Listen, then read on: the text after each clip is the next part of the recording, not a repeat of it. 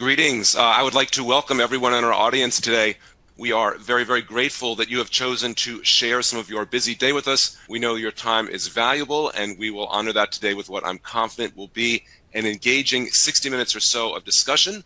Once again, our topic today is how to build a winning team with a strong culture.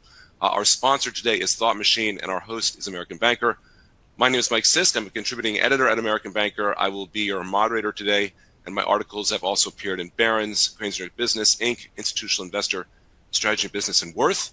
So we're going to have a panel discussion today. And let me, just before we kind of jump into introductions, let me just kind of set the context for today's discussion. So companies of all sizes in all industries are going through a fundamental shift in today's digital economy. The demand on remote work arrangements and the arrival of tech-savvy Gen Z in the workforce are challenging the ways companies traditionally acquire and retain talent. Company culture has a lasting impact on how the organization functions and inevitably plays an important role in talent management. So some questions we're going to address today include, what does a strong company culture entail? How do you balance culture, compatibility, and diversity? How do you build a resilient culture that is adaptable to change? And how much democracy should there be in your company? Should you tip toward a hierarchical command or more sort of collaboration? So that's kind of what we're going to be covering today.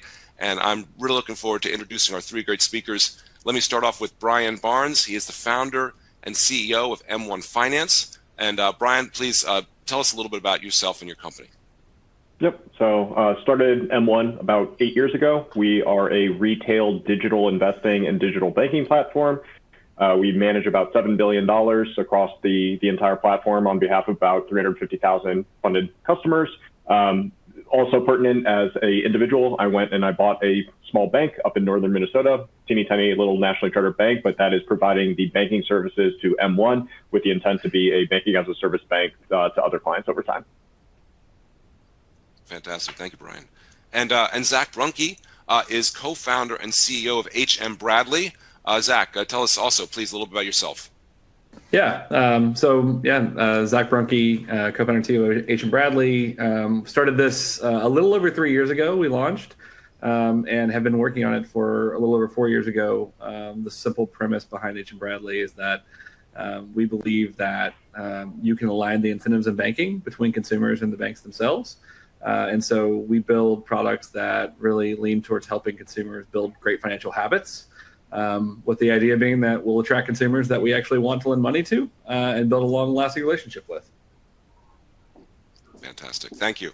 And Eloise McNeile is Global Head of Learning and Development at Thought Machine. Eloise, please share a little bit about yourself. Sure. Thank you, Mike. And hello, everyone. So I work at Thought Machine, which is a very fast-growing fintech with the main mission to get all banks or rid all banks of their legacy systems. So small mission. I've been at Thought Machine for 8 months. I joined after 16 years at Google. So another company that saw quite significant growth. So it's really exciting to be able to apply some of the learnings to Thought Machine and do some more innovative work. Thank you for having me. Thank you, Eloise, for being here. And just before we jump into the discussion, one quick housekeeping note that we do have some time for Q&A at the end, and you can put your question in throughout the hour. You don't have to wait until the end, so definitely pop that question in into that panel whenever it pops into your head. So, and we'll get to your question. If we don't get your question in the time we have today, we'll definitely follow up afterwards. So please ask away. All right. So first question, let me direct it to Eloise. What does a strong company culture entail? It's a tiny little topic, but let me ask that. That's small. It's minimal.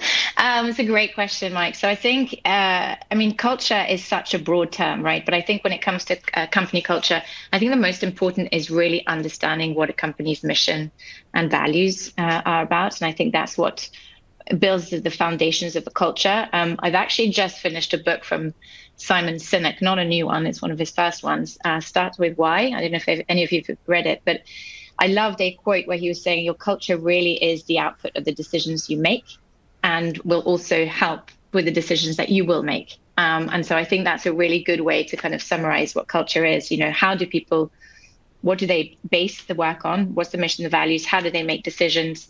How do they work on a day-to-day basis with each other? So it's I think always remembering what that mission is, what that why is as the company is growing, and that's where you really kind of nailed it. The strong culture. And I've actually seen that a lot, even in my small amount of time at Thought Machine, so 8 months, how mission-led it is and how people are constantly thriving towards the mission. That's what motivates everyone on a day-to-day basis, which really leads to huge amounts of innovation. The collaboration is just incredible to watch. It's a fun environment as well. And there's a real thirst for solving really complex problems. And that's all down to the mission that is very clear in everything we do, from onboarding, from, training, from, our kind of company-wide gatherings. It's very loud and clear. So that's pretty much how I'd summarize it in a few words. Very interesting. So Zach, tell me a little bit, kind of with that idea of mission and how would you describe your company culture and how would you frame it a little bit in this kind of this mission, this idea of mission that Eloise was just talking about?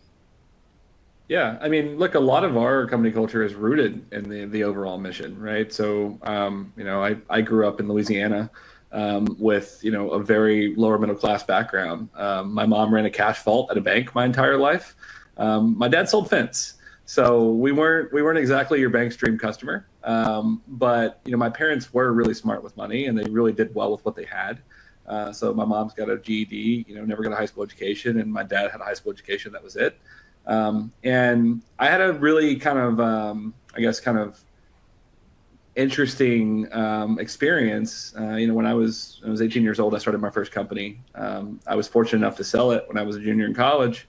And when I did that, I walked into the same bank that my mom had worked at since before I was born. And suddenly that day, for the first time in my life, my name was Mr. Bruhnke. And it wasn't because I got smarter. It was because I got richer.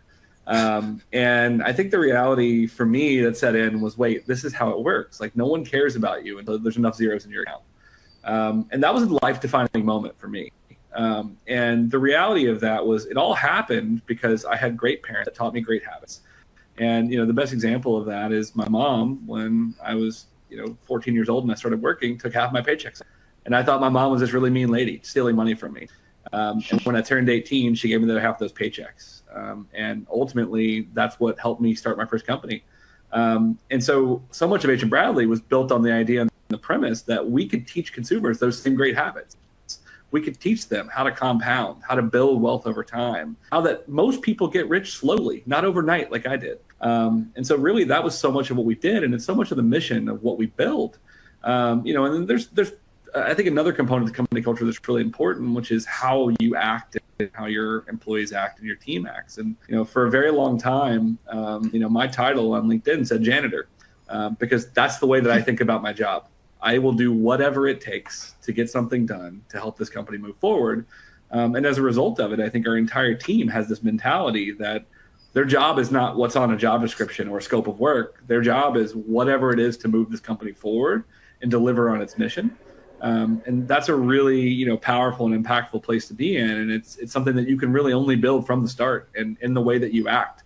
On the topic of books, and I love Simon Sinek, and a great author, and read multiple books, including Start With Why.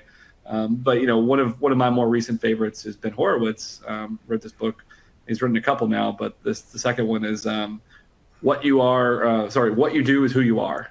And we truly believe that in everything that we do, and the thing that I constantly remind our team of is to be the best version of ourselves. What we should do is strive to always do the right thing, even when no one's looking.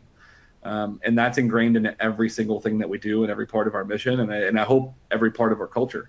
And so I think, it's there's no simple answer, and culture can mean so many things, but I hope those are at least a couple of points that can drive home like what it means to us as a company, for sure.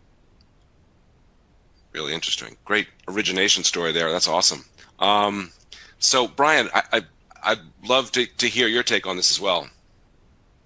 Yeah, so agree with both of what they said, and I do feel like culture at a company is what every employee does in the absence of leadership in the room, and there is a little bit of what are the principles that people act on? What are the cultural norms? I guess I threw in cultural on that, but what are the norms of people, in terms of, do you work late? Do you, are you nice? Are you mean? Everything associated with that. I do think from a leadership perspective, it really does become about defining the core principles, and whether that's mission, vision, values, to orient and everyone on the same underlying things. And it is one of those things that M1 now has 275 people. There are companies that have, tens of thousands of people, if not hundreds of thousands. It becomes very difficult to have nuance proliferated across many different people. And so you do need very simple organizing principles to act on. And so I do think, for us, that is the mission, the vision, the values, what we're trying to do. We do a very, we have a strong opinionated process to inculcate that amongst all the people that join the team. And then it really is, when you say those things, that, is it just things on a wall that you talk about, or is it things that you reward when people are adhering to it, and, for lack of a better term, punish when people deviate from those things? And so it is really about articulating what it is, and then, when it happens, giving positive reinforcement, and when it doesn't happen, having, any sort of ramifications or holding people accountable to that. And so, for us, I agree with the foundation of start with the principles of why, the mission that you're on, what you're trying to create, values that you want to espouse across the organization, and then doing everything that you can to double down on that around those very core, simple ideas. So let me just ask one quick follow-up, Brian and Zach. Is there something do you think is kind of unique to being a fast-growing fintech startup when it comes to corporate culture? Yes, I do think so. And I think the top thing is, in fintech, you have financial services, and then you have technology. And in some sense, the technology typical culture is you are a very small company with the expectation to become very large in a short amount of time. And so the only way to do that is to move incredibly fast. That whether people say that they're cutting corners or just doing things at a faster pace, that is the expectation and norm, that you have to operate at a insanely high speed. The tough thing is, in financial services or fintech, but you're heavily regulated. We're regulated as a broker-dealer, we're regulated as or the separate banking institution, but it has to adhere to all the banking rules. And I think speed and regulation don't always go hand in hand. And so you do have to figure out how to be disciplined, adhere to all the laws and regulations, not cut corners on there, while also having a ethos that you're expected to move very quickly, you're expected to grow very quickly. And so the culture has to just conform to those attributes of, you have to be both highly disciplined to adhere to a heavily regulated entity, but then you also have to be able to figure out how to do that at pace, and not at the whims or the speed at which the regulators force on you, but you always have to be pushing a little bit to go faster and achieve the success that's necessary for a small tech startup. Yeah, I would hit the echo button here for sure. I think it's that is very much true. I think Facebook is famous for having the phrase on the wall, "Move fast and break things." In the very beginning, what we wrote out, one of the things that we said was, "Move fast and don't break things." You can't afford to. I remind our team all the time that when you drop something on the floor in fintech, you're very likely dropping a customer's money, and that's not okay. And so, it's not one of those things where you can ignore something. You really have to pay attention to what's going on. You have to understand it. And to Brian's point, you need to do things that are helping the regulators get an eye into what you're doing, and being as clear as possible about what you're doing. And you want to be transparent to the customer. And so if you put the customer at the forefront of everything, it's a bit easier because you just put on their hat and say, how does this make the customer feel? But it is definitely different than, if you're, working for someone like Facebook or Twitter and you're building a social media app where some of those things just don't matter nearly as much. Very interesting. All right, let me move on to the next question. Actually, Zach, let me stay with you on this one. So how should you balance, or how do you balance culture, compatibility, and diversity? Yeah, this is a really interesting topic because, it's very talked about, but it's also something that I think still frequently comes to clash at some point. And, there's that same book that I just mentioned, that Ben Horowitz wrote, What You Do Is Who You Are, there's a section in that talks about problem employees. And they give an example of a bunch of different problem employees. But one of those I actually find very intriguing, and I think it happens more often than you think. And that employee type is called a prophet of rage. And the idea is that this person came from a very different background. They have a very diverse culture from some other people, and then that sometimes leads to a negative reaction to the org, and they can look like a problem employee. But in reality, they may not be at all. In reality, this might be diversity in disguise, and maybe something that you can help do. And so you really have to put effort into understanding, is this person a problem because they're clashing with individuals in the org? Or is this a cultural difference that we can help actually, show and celebrate? And those kinds of things are not always obvious, and I think it's really funny. This is my fourth startup. I kind of grew up in a world of doing this. And I think when I started this, I thought, you know what, I've seen everything, right? There's nothing I haven't seen. I'm not worried about it. And then hello, global pandemic. We're building a company in a completely remote environment. And I am probably one of the friendliest founders on planet Earth. And I suddenly have employees that are terrified of me because I talk brashly in Slack occasionally, right? And you had to learn that it's because you're not sitting in an office with them, not doing the same kind of things. They don't get the interaction they get on a daily basis when you're sitting there, that it feels different. And so everything kind of changes about the way that you're operating and the way that you're thinking. And so, culture becomes even more important in that way, because people have to know, hey, we're going to give very direct feedback in Slack. That doesn't mean we're bad. We have to assume positive intent. There are pieces like that where you kind of have to set a tone. But I think so much of this is, you cannot just drive everything down to cultural fit. Because if you do, you will miss diversity. You will miss places where that's a really impactful piece of what you're doing. I think in some ways I was fortunate to grow up in a place that was very diverse. I went to high school that was very diverse, that helps a lot because you've got a lot more perspective. But perspective is everything when it comes to culture and diversity, because you've got to be able to empathize with the person on the other side of whatever this equation is. And you've got to understand, why might they be feeling this way, or why might they be thinking? And then you also have to remember that perception is reality. If someone believes something to be true, that's their reality. And you've got to understand why it is they might feel that way.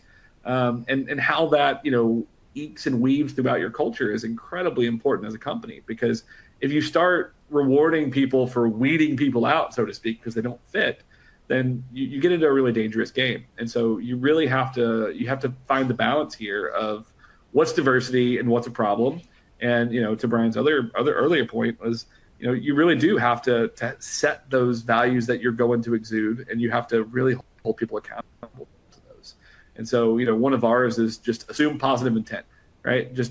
And any time that someone comes and they says, this person, it's like, well, hold on. Were you assuming positive intent, or was there some negative assumption here, right? What did that start from? A very similar one is that we have a very clear value that anyone can question anything at any time, period. And that means questioning me at all hands or questioning their manager in a one-on-one. And what that allows you to do is come at it from an angle of, okay, they're asking this question because it's something meaningful to them. What does that do? And allowing those types of behaviors, I think, is incredibly important to allowing diversity to actually thrive in an organization. Very interesting. Very interesting. So, Brian, sort of on this topic, so what do you look for in candidates to kind of ensure that they're going to be a good fit for your culture, or to bring something to the culture perhaps that you feel is missing? Yeah. So sort of the concept or the precept behind diversity is ideas that are scrutinized end up being better, that you sort of do need to poke and prod from every different angle, and in some sense have like an idea meritocracy. The best idea needs to win, and that typically doesn't involve small group in a room all thinking the same thing, going in one direction. It involves different perspectives, different points of view, poking and prodding it from different angles to achieve the best outcome. And I really do view, even if you have a hunch and that's ultimately what you go with, having a diverse perspective, or even playing devil's advocate or contrarian, betters the argument for doing various thing. And even, we were talking about culture earlier, articulating the why is so important, and, being able to give rationales to different points of view of why we're doing something is incredibly important. And so, with that, on the diversity angle, what we're looking for people with a strong perspective. We don't need people to come in and give us what we already have. We have that point of view. We need people who are self-motivated, self-driven, have a perspective, are happy to articulate it, are happy to push back against everything, that it's a open, collaborative idea environment. And then, ultimately a decision does need to be made and people need to commit to that. And, that's where the culture comes in of, is it in the pursuit of what we're trying to achieve collectively? And so that is ultimately what we're looking for is people who are additive, who are contributing, and then typically that involves having at least a slightly different perspective of what we already have in the room. I do think that needs to coalesce around the company culture, where we all need to, at some time after making the decision, we all need to think similarly and move in that direction for the pace that we were talking about earlier. But ultimately, the diversity of opinion is incredibly helpful to strengthening the argument. Yeah, thank you, Zach. And so, Eloise, let me ask you, so what type of events do you think can have a really deep effect on the culture? Yeah, I mean, there are quite a few, but I would say the main ones, and from experience as well, is around kind of not having enough open communication. So lacking internal communication when it comes to, what's happening, where, on a day-to-day basis. So keeping the whole organization informed of what's going on, keeping it open, making it very transparent. Restructures can also have quite a deep effect on culture if they happen too often. And that is sometimes the risk of a very fast-growing organization. Is it's needed, but to what pace and how often? And are we bringing people on board as we're doing them? Are we explaining why? Having been at Google before, I saw it when it wasn't done properly, and it did have quite a big impact. It's obviously a huge company now, but I think there are definitely ways you can keep that culture going if you focus really on these two aspects I said. Changes without really giving an explanation as to why they're happening. Chances are you'll lose trust in the overall organization, and that's where the culture starts getting a bit of a hit. So, those are probably the main areas. Very interesting. Thank you, Eloise. Okay, good. Let me. I've got another question I want to pose to the group here, and with this one, let me direct it first to Brian. So, how do you build a resilient culture? One that is adaptable to the kind of changing environment that we're in today.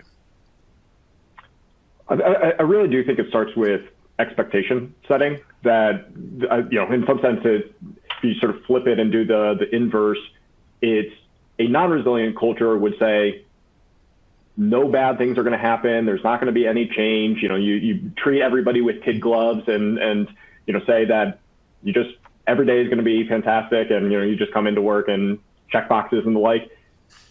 I think setting the precedent that if you're trying to do something difficult, it is going to be hard, and there are going to be setbacks, and really setting from a foundation that you should not come into work expecting it to be easy. You should expect it to be hard. I think that is the foundation for building a resilient workforce. Is the world has changed seemingly dramatically every handful of years, and it feels like things are accelerating. And so, whether in the banking world, I think, if you go back to the 08-09 crash, created a new era of banking. We had low interest rates for a while. Then COVID created another new era of banking. The interest rates spiking created a new era of banking. And then you have all of the same things happening in tech. Of the progress that has happened in tech has been incredible, even just with sort of the last era of everybody having a computer in their pocket to this new era of likely AI contributing a lot.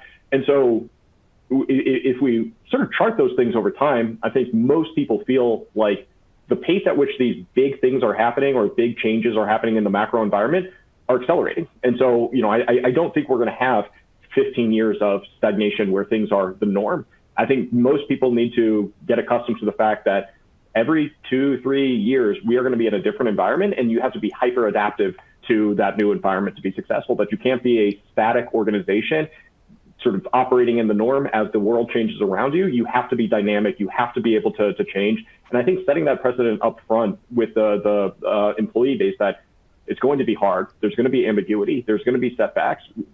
We are going to have a plan that is going to be a 5-year plan. In 2 years, the world's going to change dramatically, and we're going to switch that plan, because we have to adapt to the world. And so I really do think it's about not treating the employees like kid gloves and pulling wool over their eyes. It's really setting the foundation that, if you want to do something big and ambitious, that's hard. That's not linear. And just really getting everybody to buy into that, so that when those instances absolutely come, because they will come, people react to it with, well, this is what we were talking about. This is the era that we have to be resilient, that we have to be adaptable, that we have to, deal with ambiguity and the like. And so, long-winded way of just saying expectation setting. So to Eloise's point, being clear about ambiguity. Zach, what do you think in terms of? How much would you echo Brian's thoughts about ambiguity and change and how to manage your employees? Oh yeah, I think we definitely think similarly in this line here. I mean, this is something where ultimately ambiguity in a startup is an expectation. It's not anything other than that, right? It's going to be ambiguous. I think for us, at least the way that I've always tried to handle this is context, right? Context is everything. Because if someone can understand why a decision is being made with the data that you had, knowing that it's imperfect, that goes a really long way. And that's a great way to build trust.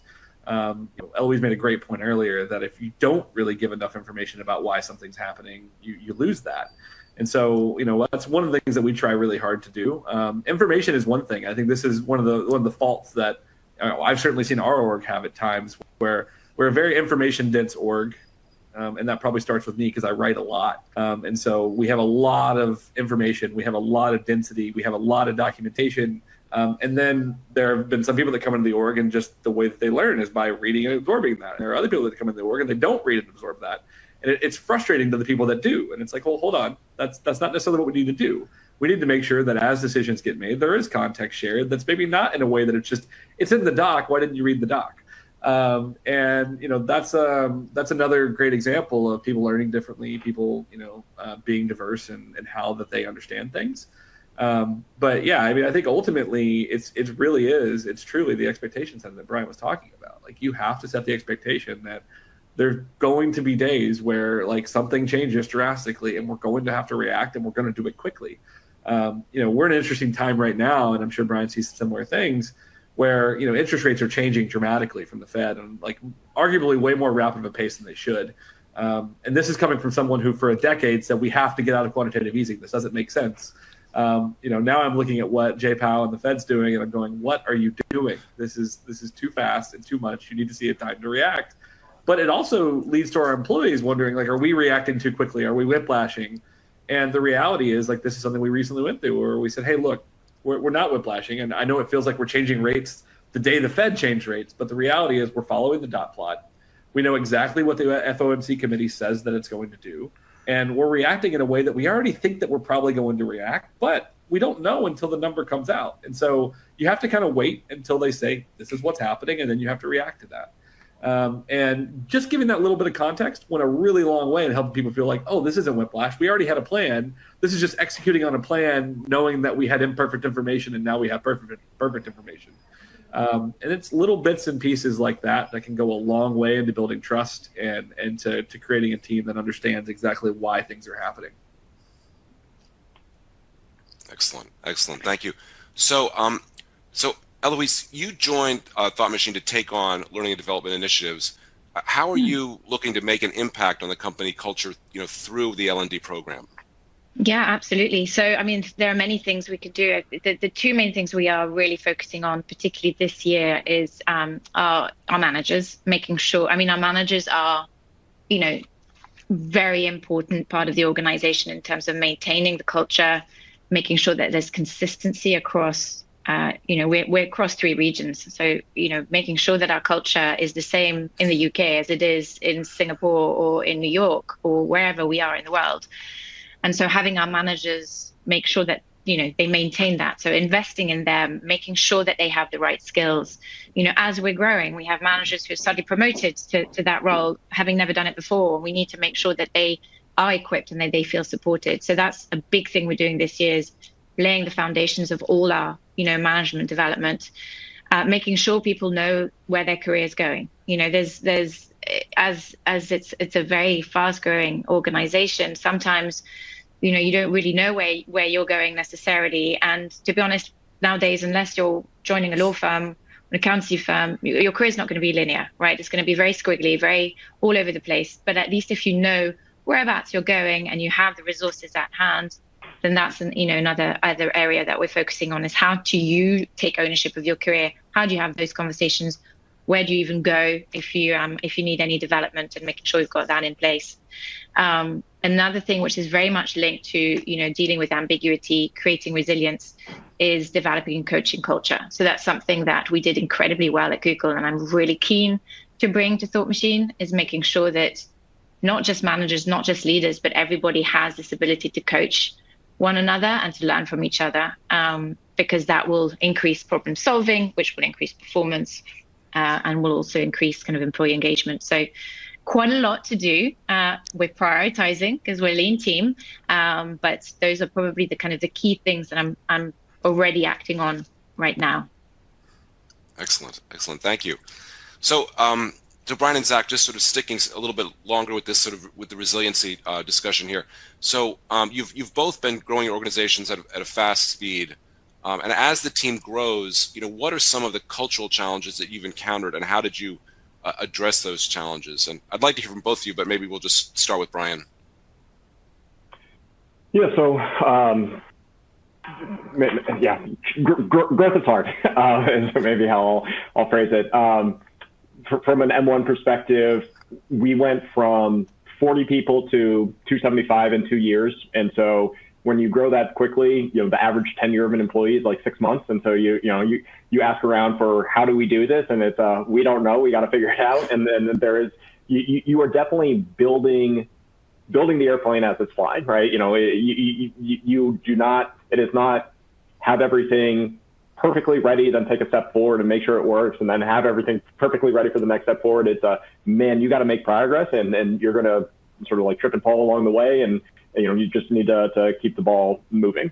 What I would say for us is the biggest thing that was like very clear in the sort of early stage when we were, when 5 people around the table or 20 people around the table, is everyone was generalists, and you could keep the entire company in your head at all times, and so you knew exactly what we were doing. No conversation was sort of like behind closed doors. You didn't even have to create documentation because everyone's in the same room, and you just lean over and tell the person. If you didn't know exactly what to think, like you just ask the person, they were right over there. You might be able to follow along to 85% of what's happening in the conversation. So everyone's generalist and everyone gets everything at the company, and so you don't have to be. I don't know. We didn't have to be that strict about documenting the stuff, being opinionated on how you disseminate information and the like. As you grow, everybody becomes a lot more specialized. That one person, we used to have a marketing team of 1, and now we have a marketing team of 30. And so you start like chipping away and say, all right, let's break this job into 2. All right, let's break that job into 3. And you start doing all that. And so people are significantly better at their one craft, but it's a smaller portion of the whole. And so what we had to become very disciplined around is, how do you still make everybody feel like they are part of the bigger picture, that they are contributing to the overall cause, that they're not just a cog in the machine. And so we focus very heavily on being a very transparent culture, disseminating all the cultural norms that we talked about earlier of mission, vision, values, having the objectives of the business be very clear that everyone could articulate, in this era, we're trying to do these 3 things, no more. Item 4 gets deprioritized.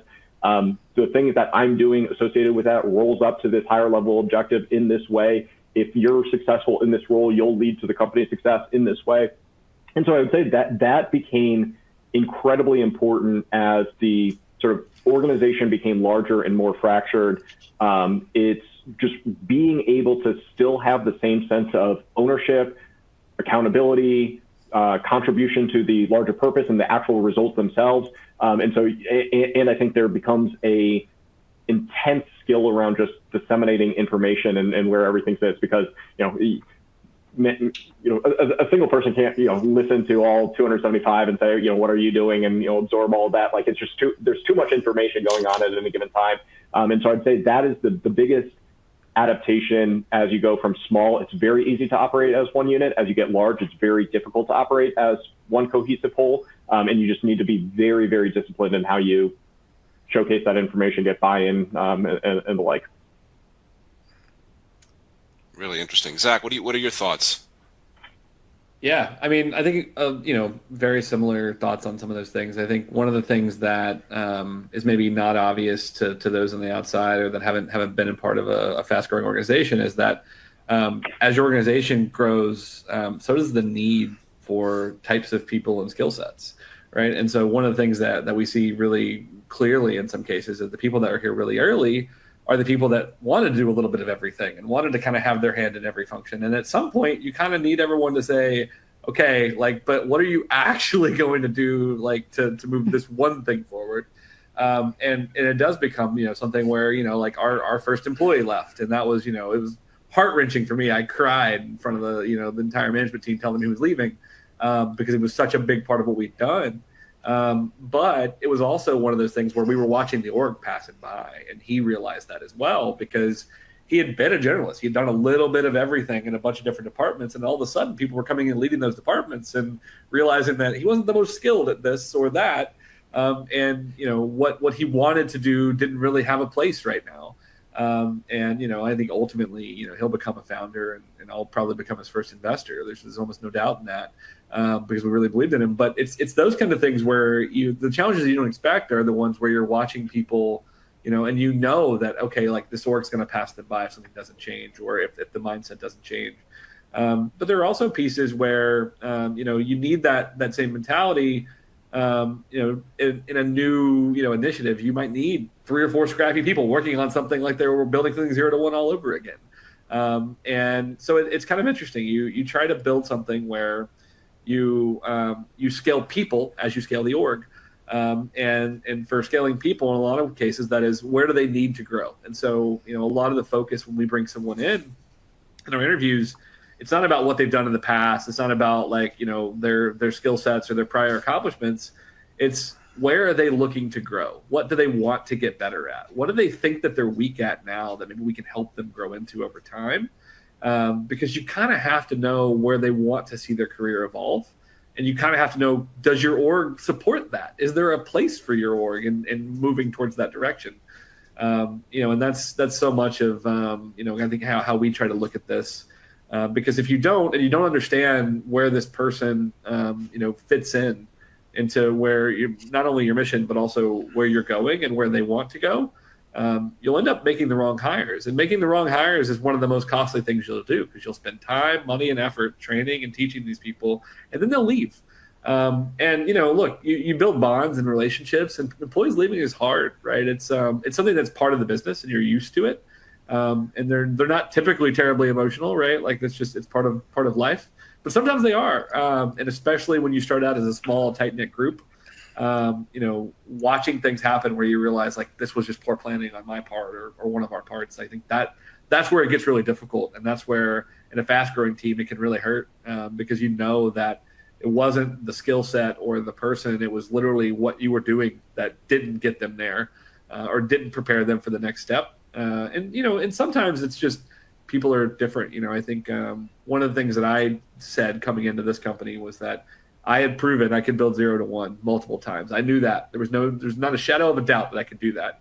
What I wanted to prove this time was that I could scale an org, and then I could take a company public, and then I could build it to the end. And that's really, that's the ever going battle I'll have internally. I've got a giant chip on my shoulder that I need to get there somehow. That's the way that I look at this. I'm still trying to push and grow every single day. And I'm trying to grow with an org that I may not be able to grow with. And I don't know that either. And it's funny to say as a founder, but it's true. You have to be growing as fast as your org is as a founder, as an employee. And I think, the phrase that I typically say around here is if you're not growing, you're dying. And that's true for a business and that's true for an employee. And that's one of the things that you kind of have to remember as you're building. If I can just jump in there, Mike, if you don't mind me jumping in, because I think a lot of this is important to understand how essential it is to, and I'm going to say that because I'm L&D, but to really prioritize the learning and development agenda. It's people need to constantly grow, constantly learn, constantly, develop different skills to be able to adapt to fast growth, because you're not going to be stagnant. You're being constantly evolving. And so you need to grow as you go along, and to keep, your employees engaged, you need to provide them with those skills. So making sure that that is one of the priorities on the agenda, learning and development, which very often gets left behind when it starts getting tough. But actually maintaining that is quite a criteria of success for most for fast growing company, I'd say. So on this kind of point of developing culture and resiliency and even learning and development and engaging your employees, I'm kind of curious what's the given this kind of the shift to hybrid working that's going on kind of nationally, and partial in the office 2 or 3 days a week, or all remote, how does that kind of reality impact the efforts to kind of create a coherent culture? Brian, can I start with you on that one? Yeah. So we, just for background, we grew a lot during COVID, and so we, pre-COVID, we were the 40 people. We were in office 5 days a week. Sort of flexible of if you needed to take a day off or work from home, you could do that. And then COVID hit, and everyone's at home. We grew fantastically, and then we a little bit let the cat out of the bag. We started hiring nationwide, and sort of said, we are going to have a presence where the person who is not in our headquarter location, which is Chicago, is always going to be remote. And so I think we pulled the ripcord on, we are going to be at minimum hybrid, and there is a chance full remote at some time. We're still figuring it out, as a lot of other companies are. And so the big thing on remote that I've found is the teams that work together have as much correspondence as they've ever had. That if you're in the marketing organization, you're talking to the marketing team all the time, and man, can you develop a very tight-knit relationship over Zoom or any Teams or whatever it may be. The tougher thing is, in the office, someone on marketing might bump into someone in tech, and they might sit together and have lunch, and then they know who to, hey, they have a tech question, they know who to Slack or ping or run over to the desk and ask. And that just becomes a lot harder in the remote world. That to have those like casual encounters, those bump-ins, those just water cooler conversations with people outside your department, it's just super awkward to schedule a Zoom to have those. Nobody does it. It's weird. Everybody is busy, doesn't want to sort of have a here's a 30-minute mandatory fun thing on my calendar. And so the like big thing becomes how, and truthfully what that leads to is, oftentimes, like, marketing might look at engineering the same way that you would look at it as if it was an outsourced dev shop, or engineering would look at marketing as if it's a marketing agency or consultancy, and that's not really the culture that you want. That you just treat people who are on your team better than you treat the external who you're sort of paying. And so it's a, again, long-winded way to get to the, like, you have to be very, very disciplined on building the personal relationships, knowing that they don't happen by default anymore.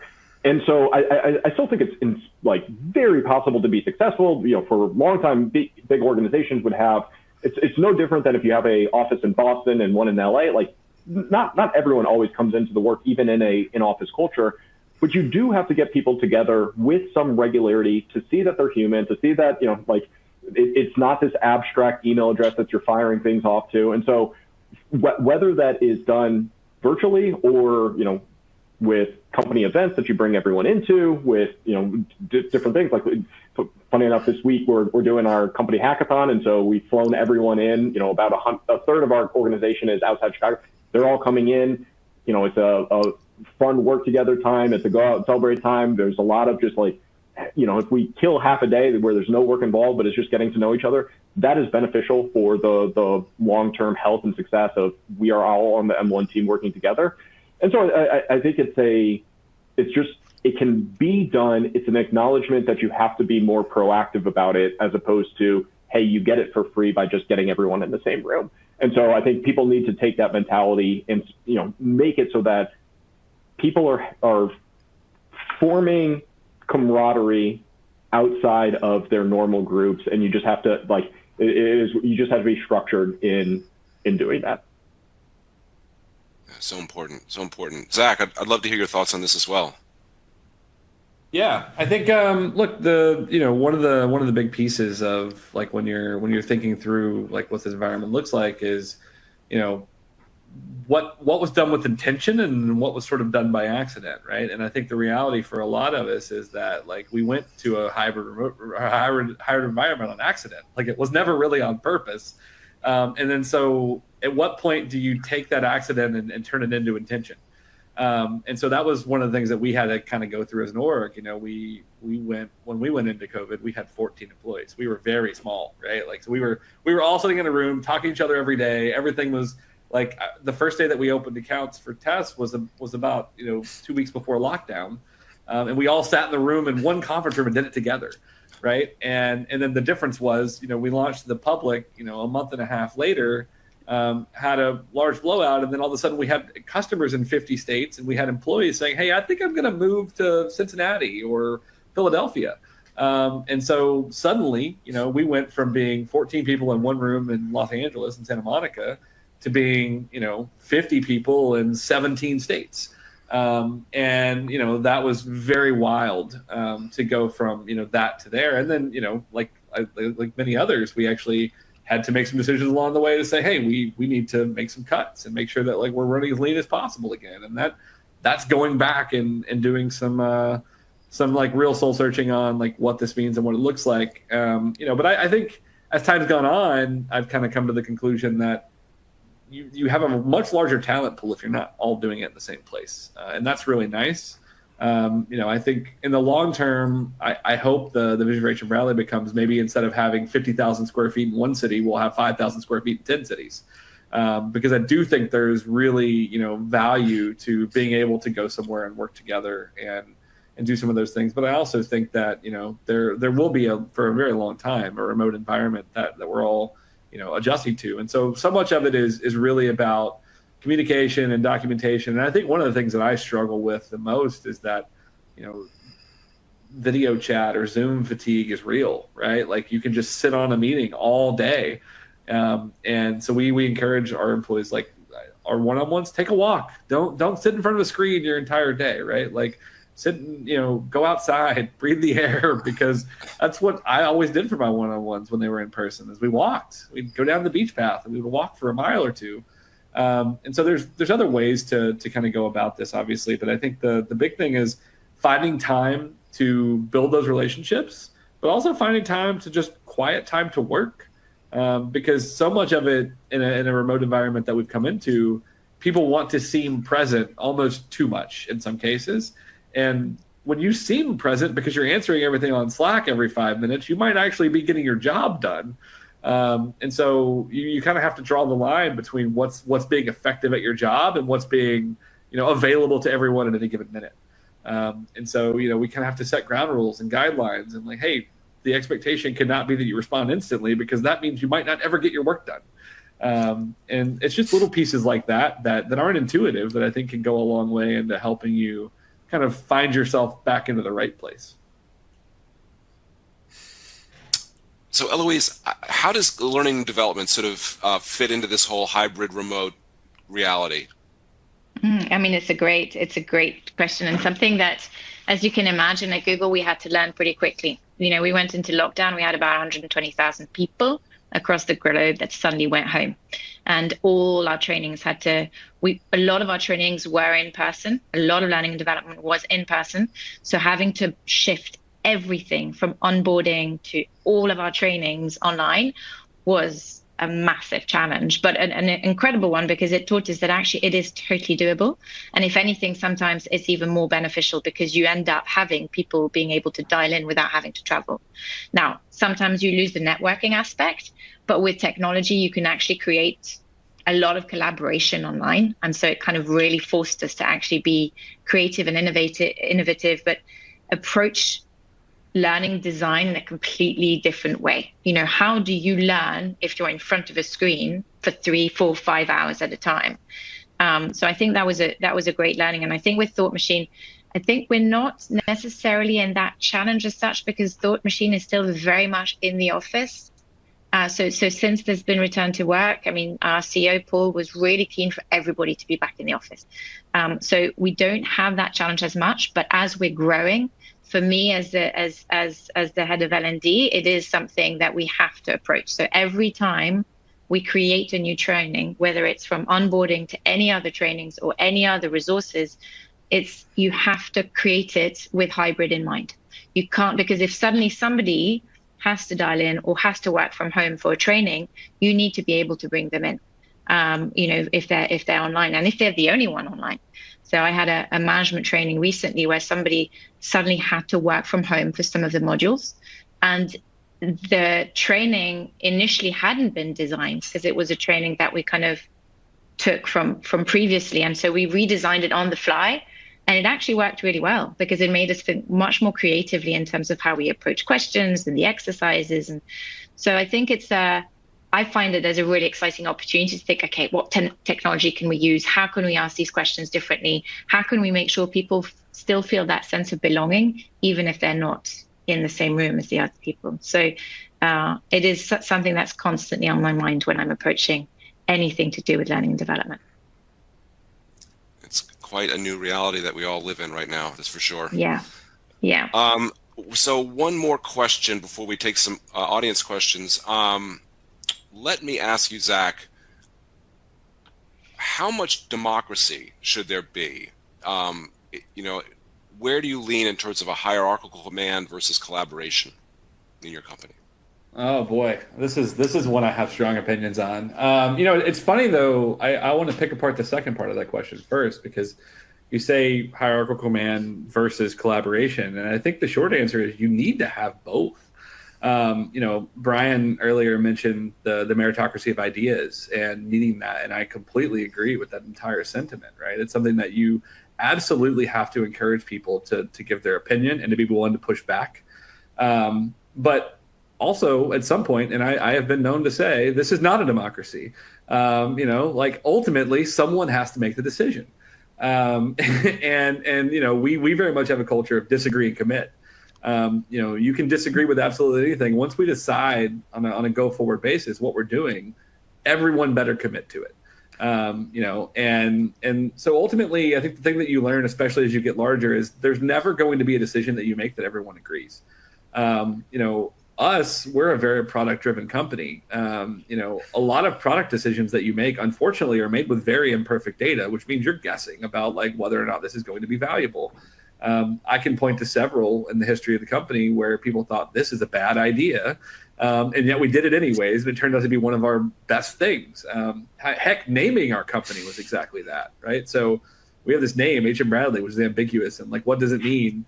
Our creative director was our second hire, and when we hired him, he tried like hell to get us to change this name. And we hired one of the best branding agencies in the world in Pentagram, and in the very first meeting, I kind of took over the meeting and said, look, hear me out on this. And by the end of it, they were like, this is a great name. You should keep it. Frankly, it's been one of our best assets. It's really easy to find. The SEO is killer.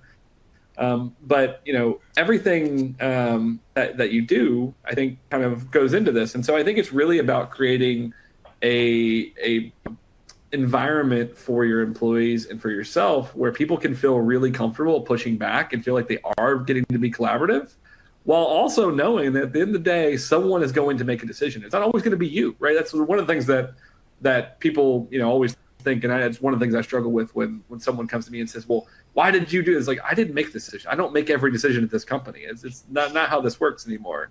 There's a point in which that diverges and it's not possible. But you wouldn't believe how many times someone will come to you as the founder and be like, well, this is your call to make. And it's like, sure, if I just disempower everyone that works here, that's not what you want to do. And that's not the culture you want to create. So I think you can have both is the answer, right? You hire leaders that you trust. You build collaboration to every single thing that you do. And then ultimately you let those leaders make decisions. And then sometimes you make those decisions yourself. But it very much, I think, cannot and should not be a democracy, in my opinion, because if everyone votes, then you're going to have a 47-53 split, and who's agreeing on what. And so it really at some point has to kind of be this idea that whatever we decide, we have to commit to it as a team, whether we thought it was the best idea or not. And we've got multiple products to point to where we've got extremely great traction on a new product that we just launched. That not 6 months ago, I had one of our product managers in all hands raise their hand and say, "Why are we building this? I don't understand." And unfortunately, the answer from myself and the head of product was, "You're going to have to trust us. Like, we believe there's there. We've spent enough time and enough effort and have done enough research that we believe that we should be turning towards this." We've launched it, and it's absolutely the number one thing that's driving growth right now. And so sometimes you have to trust gut instincts and imperfect data, and ultimately you need people to get on board and know that you're making the best decision you have with the amount of information you have in front of you. Fantastic. Thank you. So, Brian, let me give you the last word on this one. Any thoughts? Yeah, I agree with it needs to be both. That do very much believe in a idea of meritocracy. The best idea needs to win. The tough thing is, what is the best idea is always up for debate. And so you need a lot of different options, opinions, and to debate the trade-offs between going down path A and path B. And oftentimes there's not always a very clear winner, and there are pros and cons of each. And then ultimately, for that, someone does need to make a decision. You can't get into analysis paralysis, and that is what you are hiring more senior people to do, is use their judgment to make the call. And so I'm a big believer of the leader of the organization is responsible for the decision. They are empowered to make the decision. They're held accountable to the decision. It behooves them to have as many different perspectives as they possibly can to come to the best conclusion in that. And so that's why you need, and it should not matter who it comes from in the slightest. If it's a good idea, it's a good idea. And so for me, it's like, call it democracy of ideas, but then hierarchical in terms of decision making. And you need to find that appropriate balance. Fantastic. Thanks, Brian. So we're just getting close to the top of the hour here, but I want to kind of squeeze in at least one question from the audience. Just a reminder, if you've got something on your mind, please get that question into the queue. We're definitely going to follow up with all your questions after a program today. So, but I do have a couple here I'd like to kind of get to, or at least one. So, Eloise, let me ask you, what are the parallels that you have observed between Google and Thought Machine so far, and what lessons the Thought Machine is drawing from Google, given that your CEO is also a former Googler? Mm-hmm. Yeah, and not only Paul. I think half of our engineers are ex-Googlers. So we even have a Slack channel, ex-Google, Zooglo, whatever we're calling it. So I mean, it's so I think there are a few things that have been drawn from the experience at Google. I think what I've observed is the investment in the hiring. I mean, my experience was very good from a kind of when I was interviewing for Thought Machine. I mean, it was incredibly thorough. I was kept informed throughout the whole process. I met with people from very different teams. So really looking at back to diversity and inclusion, which we were referring to before, making sure that you have diversity of perspectives, that you're not hiring the same people all the time. So there's huge investment in hiring, huge investment in making sure that everyone has the right interviewing skills. They have to go through interviewing skills training every year to make sure that they're on top, that they're not going to kind of go through the cracks of interviewing. So hiring really strong, hiring incredibly bright people from all over the kind of the world and industries, and that's incredible. The onboarding as well. There's a huge amount of investment in making sure that people are very welcome, are job ready, and are really accustomed to the culture at Thought Machine from really day one. The communication that we talked about, open communication. We have what we call TMF, Thought Machine Fridays, which is very much inspired by TGIF at Google, which is, thank goodness it's Friday, which is where you basically get the whole company together and you talk about, anything that's happening. Paul does a question time every 4 weeks where people can ask any questions they want, and some of them are spicy, and he still answers them. So open communication. What else? The fact that it's ultimately that it's a very mission-led organization. I don't think that it's necessarily that Paul took it from his time at Google. I think that's him. That's he for him it's kind of being the creme de la creme, and that will always be the case. It's his personality, character. So there are some things that have been definitely brought. I can see parallels, and there are other things where I can definitely see an opportunity to learn from Google. All of us having been there, me coming across and focusing on L&D. So it's exciting because there's we can learn from having seen a company grow so quickly. Good and more challenging. Let's just put it that way. Wonderful. I think that is a really fantastic note to end on. Actually, we're just very much at the top of the hour, and we do try to keep our programs on schedule, knowing that so many folks are shifting to something else right at the top of the hour. So let me thank Brian, Zach, and Eloise. Really fun, interesting discussion today. A very important topic, and I think we covered some good ground. So thank you for being here, and thank everyone in the audience. If we didn't get to your question, we'll definitely follow up. So thank you for putting those in there, putting those questions in. We'll also be sending out everyone a follow-up email that'll have a link to a recording of our event today, so you can listen to the highlights at your leisure in the future. So that will be coming your way soon in the next day or two. And with that, I think I will officially wrap it up. Wish everyone a wonderful rest of the day, and I hope you'll join us again here very soon. Thanks so much.